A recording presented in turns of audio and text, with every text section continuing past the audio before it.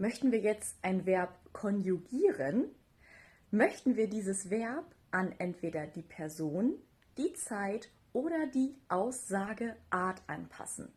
Kurz Beispiele an die Person, zum Beispiel ich tanze, du tanzt. Tanze und tanzt sind unterschiedlich konjugiert. Zeit. Ich tanze heute. Ich habe gestern getanzt. Ich werde tanzen. Das Tanzen verändert sich je nach der Zeit, in der wir sprechen. Und Aussageart sagen wir jetzt als Befehl Tanz. Dann ist es auch wieder ein anderes Verb. Von daher Konjugation, merkt euch das, ist das Anpassen des Verbes an Person, Zeit, Aussageart. Und das machen wir jetzt gleich einmal auf Plattdeutsch.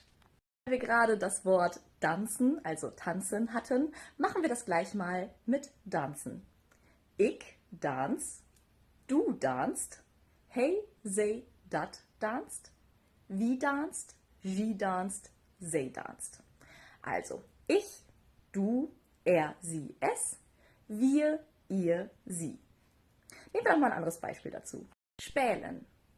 Ich speel, du spälst, hey, zij, dat spält, wie spält, sie spält, zij spält.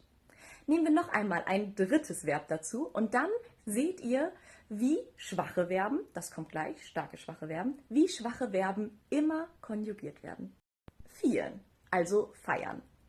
Ich vier, du vierst, hey, zij, dat viert, wie viert, sie viert, zij viert. Also bei schwachen Verben ist die erste Person der Stamm, das hatten wir ganz am Anfang gelernt, zwischen Stamm und Suffix.